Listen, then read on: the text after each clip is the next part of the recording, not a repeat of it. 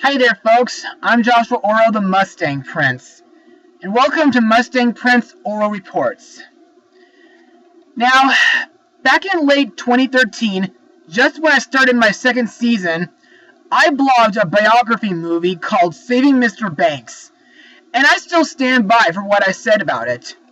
It was nostalgic, it was emotional, and most important of all, like Mary Poppins herself, it was practically perfect in every way.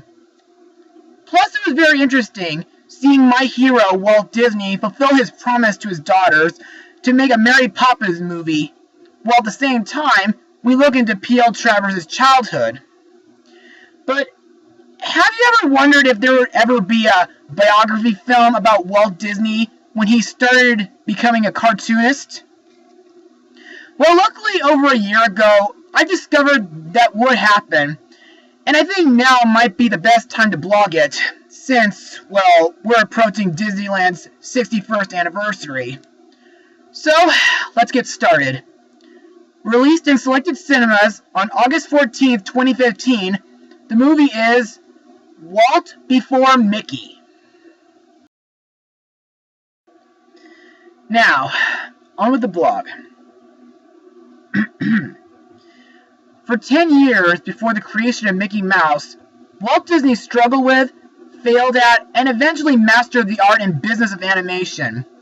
Walt Disney worked in a variety of venues and studios, refining what would become known as the Disney style. So, what are my thoughts on this movie? Well, it was really good. I mean, not as good as Saving Mr. Banks, but still good. But before I get ahead of myself, let's move on to Mustang notes. Now, the majority of the filming took place in DeLand and Orlando, Florida. In an interview with the Kansas City Star, director Koa Lee talked with the challenges of the project, having been hired at the last minute to direct, and having little familiarity with Disney himself. He mentioned that he came from a short film background, indie stuff, so he knew how to work effectively. He even said that he was an editor too, so he was shooting to edit. For most scenes, the actors got only 2 takes. He had to go back to his grassroots of guerrilla filmmaking. Now, with all due respect, I cannot tell all of Disney's history to all of you viewers because I don't want to bore all of you. Besides, there are plenty of other people who can tell his history better than I can. But I can tell you some stuff that I did like about it. For example, this movie had an interesting story, seeing Walt go through his childhood and early animation career with his friends, family, and workers. Also, the film does do a good job making it look like it takes place during the 1920s. What's also interesting is that one of Walt Disney's animators was Friz Freleng, who would later work on the Looney Tunes and Merry Melody cartoons. Also, the background music fits pretty well, too. And speaking of music, the movie includes a song called Just a Wish, performed by Julie Zorilla. And in my opinion, that song, it's very emotional and inspirational too. However, there are a couple of things I have to nitpick about. One, the movie looks so low budgeted that it doesn't look like it holds a candle to Saving Mr. Banks, or several other biography films out there. And 2, there are some parts that I wish could have been in the film. For example, they never mentioned their first Disney villain, Pete, while they were working on the Alice comedy series. But now that I'm done with Mustang notes, let's move on to the characters. My hero, Walt Disney, is played by Thomas Ian Nichols. Known for being in films like A Kid in King Arthur's Court, and its sequel, A Kid in Aladdin's Palace.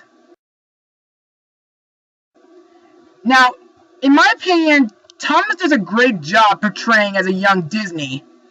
Plus, he does make a great cartoon artist himself.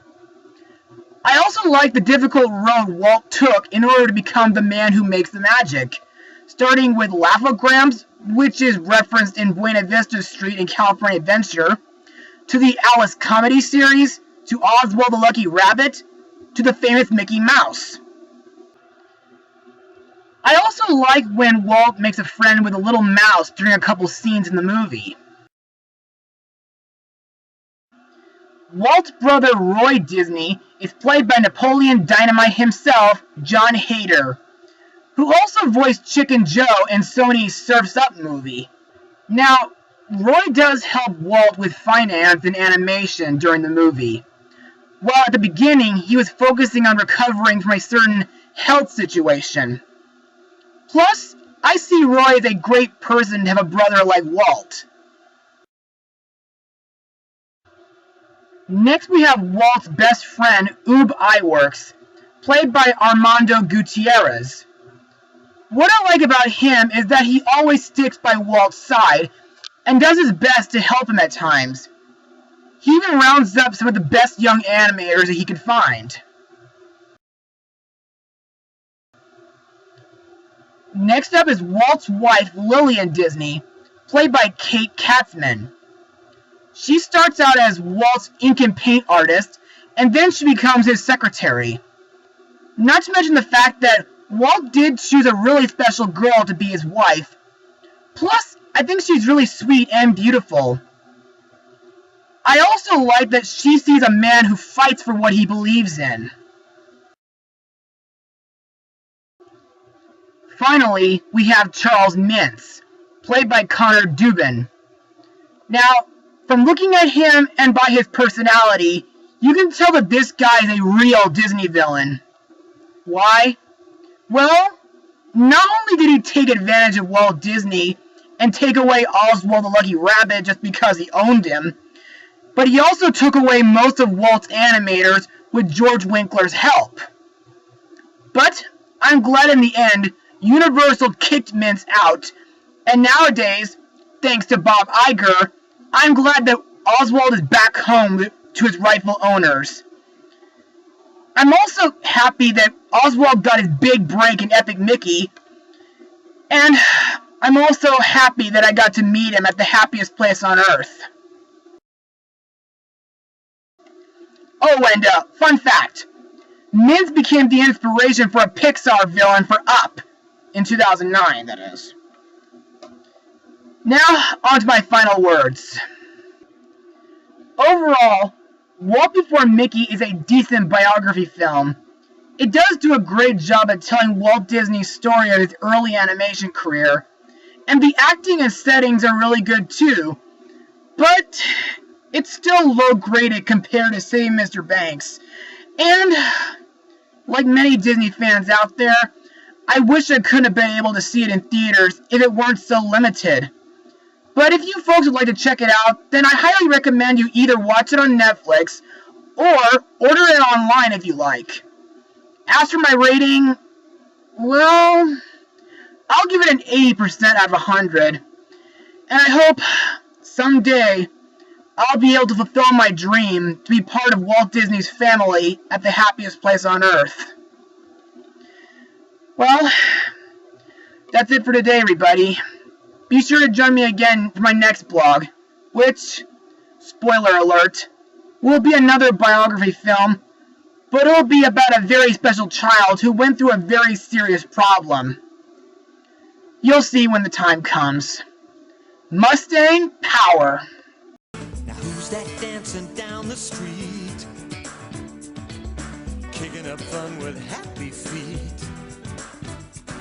There's no mistaking that grace and style. Two big ears and a magic smile.